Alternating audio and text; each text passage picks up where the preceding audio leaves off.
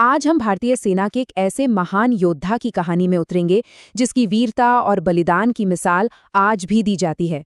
ये कहानी है मेजर शैतान सिंह की। कहते हैं ना, जो मरा नहीं वो इतिहास बन गया।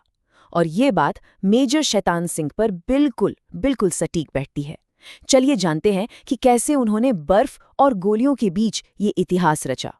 बात है साल 1962 की, जब भारत और चीन के बीच युद्ध छिड़ चुका था।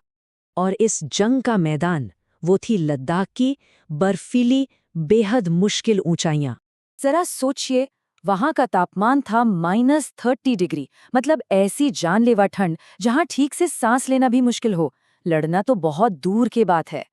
और बस यहीं बर्फ की उस सफेद चादर पर खून से एक ऐसी कहानी लिखी गई जो आज भी भारतीय सेना के शौर्य का सबसे बड़ा प्रतीक है। इस पूरी कहानी के जो हीरो थे वो थे मेजर शैतान सिंह, कुमाऊं रेजिमेंट की 13वीं बटालियन के कंपनी कमांडर। उनकी तैनाती थी रेजांगला में, एक ऐसा पास जो स्ट्रेटजी के लिहाज से बहुत ही ज्यादा अहम था और चीनी सेना इसे किसी भी हाल में पार करना चाहती थी। लेकिन रेजांगला का मोर्चा जीतना आप समझिए कि लगभग नामुमकिन था। चलिए देखते हैं क्यों।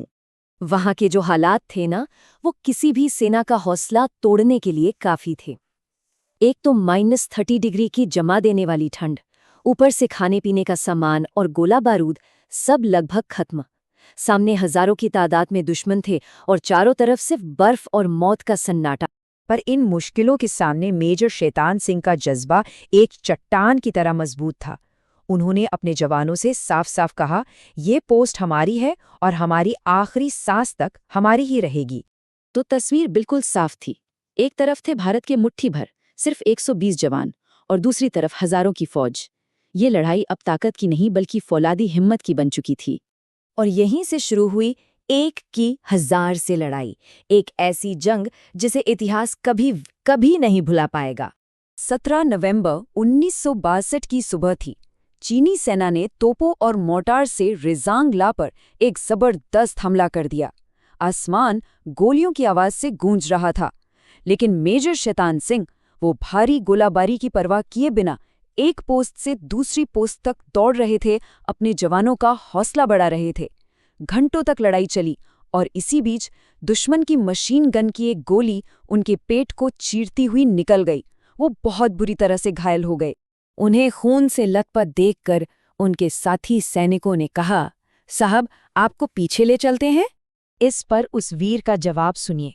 उन्होंने कहा, जब तक मेरे जवान लड़ रहे हैं मैं पीछे नहीं जाऊंगा। ये सिर्फ शब्द नहीं थे, ये एक लीडर का अपने जवानों के लिए अटूट विश्वास था, समर्पण था। और उन्होंने वही किया जो कहा था। जख्मों से चूर होने के बावजूद वो बर्फ पर रेंगते हुए एक पोस्ट से दूसरी पोस्ट तक गए और अपनी आखिरी सांस तक अपने जवानों का मनोबल बढ़ाते रहे। इस लड़ाई का अंत एक अमर बलिदान और देश के सबसे बड़े सम्मान के साथ हुआ।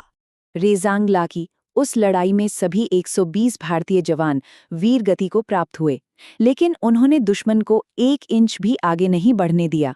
उन्होंने अपनी जान देकर देश की सरहदों को महफूज रखा।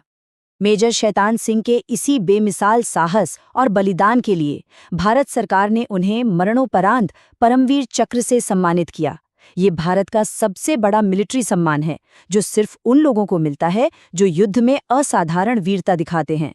मेजर शैतान सिंह की ये कहानी सिर्फ एक युद्ध की कहानी नहीं है, ये लीडरशिप का, नेतृत्व का एक सच्चा और खरा पाठ है।